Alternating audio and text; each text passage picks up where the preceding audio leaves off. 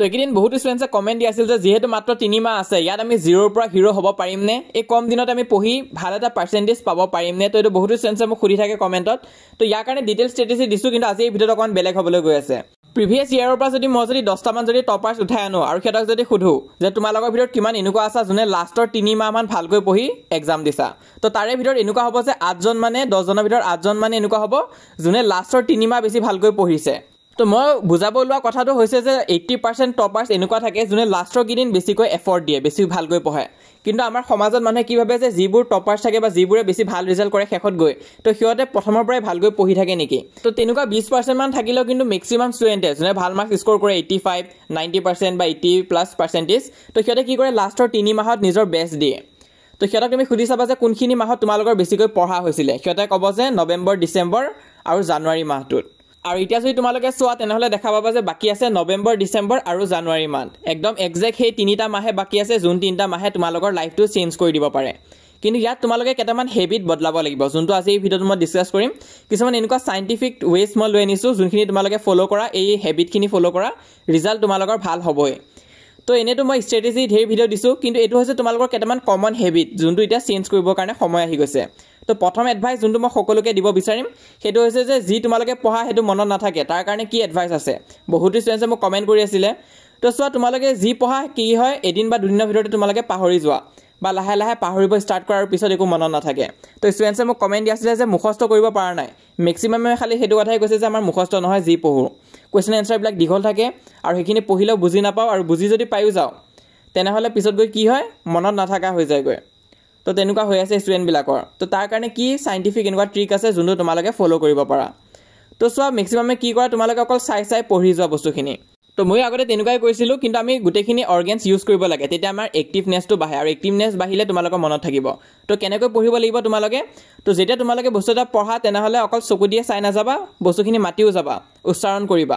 তো এইটো বৰ পুৰণা দিনৰ টেকনিক হয়, তোমালোকক নিজৰ মা দেউতায়েও নিশ্চয় কয় যে তোমালোকে যেতিয়া কিবা এটা পঢ়িবা সেইটো উচ্চাৰণ কৰি যাবা, মাতি পঢ়িবা, তেতিয়াহে মনত ৰ'ব। কিন্তু আমি ভাবোঁ যে এনেকুৱা কৰিলেনো কিটো লাভ হ'ব, ইয়াততো এখন একো লাভ আমি দেখা নাই, কাৰণ আমি এখন এনেকৈ চাই মুখস্থ কৰিব পাৰোঁ। কিন্তু ইয়াৰ আঁৰত এটা চাইণ্টিফিক ৰিজন আছে। তোমালোকে কি কৰিব লাগিব, তোমালোকে উচ্চাৰণ কৰি পঢ়িব লাগিব আৰু লিখিও যাবা। অকল পঢ়িলেই নহ'ব, লিখা প্ৰেক্টিছো কৰিব লাগিব। তো কিয় কৰিব লাগিব, ইয়াৰ আঁৰত চায়েন্সটো হৈছে যে আমি যিমান আমাৰ চেন্স অৰ্গেনছখিনি ইউজ কৰিম আমাৰ ব্ৰেইনে ভাবিব যে হয় এই কামটো নিশ্চয় ইম্পৰ্টেণ্ট হয়। তো ব্ৰেইনক ফিল কৰাবলৈ যে আমি যোনটো পঢ়ি আছোঁ সেইটো ইম্পৰ্টেণ্ট হয়, আমি গোটেইখিনি চেন্স অৰ্গেনৰ ইউজ কৰিব লাগিব। তোমালোকে চকু দি চাই যাবা, মাতি যাবা, আৰু যেতিয়া মাতি যাবা কাণেৰেও শুনিবা। তো যেতিয়া গোটেইখিনি চেন্স অৰ্গেন তোমালোকৰ ইউজ হ'ব তেনেহ'লে ব্ৰেইনেও ভাবিব যে সঁচাকৈ এইখিনি ইম্পৰ্টেণ্ট হয় আৰু এইটো মনত ৰাখিব লাগিব। আৰু তোমালোকে লিখা প্ৰেক্টিছো কৰিবা, লিখা প্ৰেক্টিছটো ইম্পৰ্টেণ্ট হয়। তো নেক্সট যোনটো এডভাইচ তোমালোকক দিবলৈ গৈ আছোঁ সেইটো হৈছে তোমালোকৰ শ্লিপৰ ৰিলেটেড। তো ছেকেণ্ড এডভাইচটো কি হয়, তোমালোকে ডেইলি 7-8 ঘণ্টা শুবা। কিন্তু এইকেইদিন যিহেতু ঠাণ্ডা দিন চলি আছে, মেক্সিমাম ষ্টুডেণ্টৰ প্ৰব্লেমটো কি হৈছে, সিহঁতৰ সেই খোৱাটোলৈ প্ৰব্লেম হৈছে, ৰাতিপুৱা সোনকালে উঠিব নোৱাৰে। তো তোমালোকৰ এনেকুৱা হৈছে নেকি কমেণ্ট কৰি জনাবা। তো ইয়াৰ কিন্তু এটা ডাঙৰ কাৰণ হৈছে যে তুমি যদি ৰাতি শোৱাৰ 1 ঘণ্টা আগলৈ যদি ফোন ইউজ কৰা, সেইটো ব্লু স্ক্ৰীন বুলি কয়, যদি তোমালোকে ফোন ইউজ কৰা ৰাতি শোৱা 1 ঘণ্টা আগলৈ, তেনেহ'লে কিন্তু তোমালোকৰ শ্লিপটো কিন্তু ডিষ্টাৰ্বেঞ্চ হয়। তো তোমালোকে কমেণ্ট কৰি জনাচোন কিমানো এনেকুৱা হৈছে যে ৰাতিপুৱা তোমালোকে সোনকালে উঠিব নোৱাৰা আৰু দেৰিকৈ উঠাৰ পিছতো ভাগৰুৱা লাগি থাকে। তো দেৰিকৈ উঠাৰ পিছতো যদি ভাগৰুৱা লাগি আছে তাৰমানে তোমালোকে ব্লু স্ক্ৰীন ইউজ কৰিছে ৰাতি শোৱাৰ আগতে। তো শোৱাৰ আগতে তোমালোকে ব্লু স্ক্ৰীন ইউজ নকৰিবা, মানে ফোন, কম্পিউটাৰ, লেপটপ এইবিলাক নাচাবা শোৱাৰ আগতে। ইয়াত আকৌ ভুল নুবুজিবা, মই এইটো কোৱা নাই যে তোমালোকে ফোন আৰু লেপটপ এইবিলাক একদম চোৱা বাদেই দি দিবা, সেইবিলাক চাবা। লাগিলে তোমালোকে যদি ৰাতি 12টা বজাত শুই আছা তেনেহ'লে 11টা বজাৰ আগলৈ চাবা। তোমালোকে 10:50 মানতো চাইছা তেতিয়াও কোনো কথা নাই, কিন্তু 1 ঘণ্টা গেপ দিবা শোৱা আৰু মোবাইল চোৱাৰ মাজত। তাৰ পাছত এনেকুৱা হ'ব পাৰে যে বহুতো ষ্টুডেণ্টছে উঠা নাই ৰাতিপুৱা। তাৰ এটা কাৰণ হ'ব পাৰে যে তোমালোকে ইমান এটা চিৰিয়াছ হৈ থকা নাই। তো এটা কথা কি হয়, আমি কেতিয়া চবতছে দেৰিলৈ শুওঁ, ছানডে দিনাখন শুওঁ। কাৰণ স্কুল নাথাকে। কিন্তু যেতিয়া তোমালোকৰ কিবা এটা এক্সাম থাকে তেনেহ'লে তোমালোকে চাবা সেইদিনা সোনকালে তোমালোকে সাৰ পাই যাবাগৈ, বেছি দেৰিলৈ এনেও শুই নাথাকা। কাৰণ আমাৰ ব্ৰেইনত এইটো ৰেছপন্সটো যায় যে কালি কিবা এটা আছে তেনেহ'লে আমি সোনকালে উঠিব লাগিব। সেইটো কাৰণে শোৱাৰ আগতে তুমি নিজকে এইটো মনত পেলাব লাগিব যে হয় কিবা এটা ইম্পৰ্টেণ্ট আছে, কালি মই এইবিলাক পঢ়িবলৈ আছে। তো তেনেকুৱা নিচিনা যদি তোমালোকে নিজকে এটা কথা দি থৈ দিয়া তেনেহ'লে কিন্তু ৰাতিপুৱা সোনকালে সাৰ পাবাই। নেক্সট থাৰ্ড এডভাইচটো হৈছে drinking water and avoid sugar. তো এইটো মই কি ক'বলৈ গৈছোঁ, তোমালোক বহুতৰ কি হয় যে যেতিয়া তোমালোকে পঢ়িব যোৱা তেনেহ'লে এনাৰ্জেটিক লাগি নাথাকে। তো তোমালোকে কি কৰিবা, পঢ়াৰ মাজে মাজে পানী খাই থাকিবা। তো ইয়াৰ বেনিফিট কি হয় চোৱা, আমাৰ ব্ৰেইনত কিন্তু 73% মান ৱাটাৰে থাকে। তো তোমালোকে যদি নিজৰ ব্ৰেইনটো এক্টিভ কৰি ৰাখিব বিচাৰ তেনেহ'লে পঢ়াৰ মাজে মাজে পানী খাই থাকিব লাগিব বহুতো ষ্টুডেণ্টছে এইটো এডভাইচ লাইটলি লয় কিন্তু এইটো বহুত ইম্পৰ্টেণ্ট হয় ই কি কৰে চোৱা ই তোমালোকৰ কনচেনট্ৰেশ্যন পাৱাৰ বঢ়াব আৰু তোমালোকৰ মেমৰি শাৰ্প কৰিব তো সেইটো কাৰণে এইটো ইম্পৰ্টেণ্ট হয় যে তোমালোকে নিজৰ ষ্টাডি ডেস্কত পানী ৰাখিছাই পানী ৰাখিব লাগিব কাৰণ আমাৰ ব্ৰেইনক পানীৰ প্ৰয়োজন হয় তো নিজকে হাইড্ৰেটেড ৰাখিবা পঢ়াৰ মাজত তেতিয়া তোমালোকৰ মেমৰি পাৱাৰো বাঢ়িব কনচেনট্ৰেশ্যনো বাঢ়িব আৰু ইমানে নহয় তাৰোপৰি কি হয় বহুতো ষ্টুডেণ্টছৰ কি হয় ভাগৰ লাগি থাকে ফেটিক তো এইটো প্ৰিভেণ্ট ফেটিক কৰে মানে তোমালোকৰ ভাগৰ নালাগিব আৰু ডিহাইড্ৰেশ্যন নহ'ব আৰু এটা কমেণ্ট বৰকৈ পাওঁ যে ছাৰ পঢ়িব মন নাযায় তো সেইটো ভাল হ'ব চোৱা ইম্প্ৰুভ মুড তোমালোকৰ মন যাব যে অকণমান হাৰ্ড এক্টিভিটি কৰোঁ নহ'লে কিন্তু এনেকুৱা হ'ব যে ভাগৰ লাগিব আৰু পঢ়িব মন নাযাব আৰু তাৰোপৰি 5 নম্বৰ কথাটো কি হয় চোৱা তো এইটো বৰ কমন এডভাইচ হয় স্কুলে কলেজে দি থাকাই মই দেখা পাওঁ আমাৰ ইফালেও দিয়ে থাকে যে তোমালোকে পঢ়াৰ মাজত পানী খাব লাগিব আৰু পানী বটল লৈ যাব দিয়ে সকলোকে যাতে কনচেনট্ৰেশ্যনটো ভাল হৈ থাকে তো পানী যদি নাথাকে তেনেহ'লে ব্ৰেইনেও ভালকৈ ফাংচন কৰিব নোৱাৰে আৰু পানীৰ অপজিট যদি কিবা আছে যোনটো এই গোটেইখিনি বস্তুৰ উল্টাটোহে ৰিয়েক্ট কৰিব সেইটো হৈছে চুগাৰ